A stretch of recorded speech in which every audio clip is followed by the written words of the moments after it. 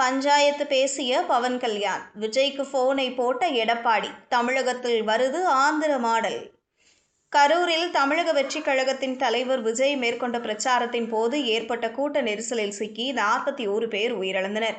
தமிழ்நாடு மட்டுமல்லாது இந்தியா முழுவதும் இந்த சம்பவம் பெரும் அதிர்ச்சியை ஏற்படுத்தியிருக்கிறது. இந்த நிலையில் அரசியல் ரீதியாகவும் இந்த நிகழ்வு பல மாற்றங்களை ஏற்படுத்தும் என்கின்றனர். குறிப்பாக அதிமுக பொதுச் செயலாளர் எடப்பாடி பழனிசாமி விஜயுடன் இது தொடர்பாக பேசியதாகவும், இதன் பின்னணியில் ஆந்திர துணை முதலமைச்சர் பவன் கல்யாண் இருப்பதாகவும் தகவல் வெளியாகியிருக்கிறது. 2026 தேர்தலுக்கு தமிழகத்தின் அரசியல் கட்சிகள் தயாராகி வரும் நிலையில், தமிழக அரசியலில் புதிய வரவான விஜய் பிரச்சாரத்தை தொடங்கினார். 4 வாரங்கள் சர்ச்சைகளோடு விஜயின் பிரச்சாரம் திருச்சி, திருவாரூர் உள்ளிட்ட மாவட்டங்களில் நடந்தது. இந்த நிலையில் செப்டம்பர் 27ஆம் தேதி கரூர் வேலுச்சாமிபுரம் திடலில் விஜய் பிரச்சாரம் மேற்கொண்டார். அப்போது ஏற்பட்ட கூட்ட நெரிசலில் சிக்கி 41 பேர் பலியாகினர். மேலும் 100க்கும் மேற்பட்டோர் காயமடைந்த நிலையில் தற்போது பலர் மருத்துவமனையில் சிகிச்சை பெற்று வீடு திரும்பியிருக்கின்றனர். இந்த சம்பவம் இந்தியா முழுவதும் பலத்த அதிர்வலைகளை ஏற்படுத்திய நிலையில் அரசியல் ரீதியாகவும் பல மாற்றங்களை ஏற்படுத்தியிருக்கிறது. குறிப்பாக திமுக இந்த விவகாரத்தில் விஜய் மீது குறிவைத்து தாக்குதல் நடத்துவதாக தமிழக வெற்றிக் கழகத்தினர் குற்றம் சாட்டுகின்றனர். அதே நேரத்தில் பாஜக, அதிமுக உள்ளிட்ட கட்சிகள் விஜய்க்கு ஆதரவாக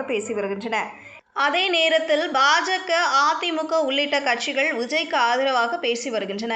இந்த நிலையில்தான் அதிமுக பொதுச் செயலாளரும் எதிர்க்கட்சி தலைவருமான எடப்பாடி பழனிசாமி அக்டோபர் 6ஆம் தேதி விஜயுடன் தொலைபேசி மூலம் பேசியதாக கூறப்படுகிறது. கிட்டத்தட்ட 30 நிமிடம் இந்த பேச்சு தொடர்ந்ததாகவும், அதில் விஜய்க்கு தனது முழு ஆதரவையும் வழங்குவதாக எடப்பாடி பழனிசாமி கூறியதாக சொல்லப்படுகிறது. மேலும் 2026 சட்டமன்ற தேர்தலில் திமுகவை ஆட்சியை விட்டு நீக்குவதற்கான கூட்டணி குறித்த கருத்து பரிமாற்றங்களும் நடைபெற்றதாக சொல்லப்படுகிறது. இந்த பேச்சில் விஜய் முதலில் கூட்ட நெரிசலில் பாதிக்கப்பட்ட மக்களை சந்தித்து பேசுவதை தனது முதல் கடமை எனவும், கூட்டணி குறித்து பிறகு பேசிக்கொள்ளலாம் என சொன்னதாக தகவல் வெளியாகியுள்ளது. இந்த நிலையில் அதிமுக, பாஜக விஜயை அரவணைக்கும் முயற்சியில் ஈடுபட்டு வரும் நிலையில், திமுக தொடர்ந்து தமிழக வெற்றிக் கழகத்தை குறிவைத்து தாக்குதல் நடத்தினால் விஜய் அதிமுக கூட்டணிக்கு செல்லும் வாய்ப்பு அதிகம் என்கிறது அரசியல் வட்டாரங்கள்.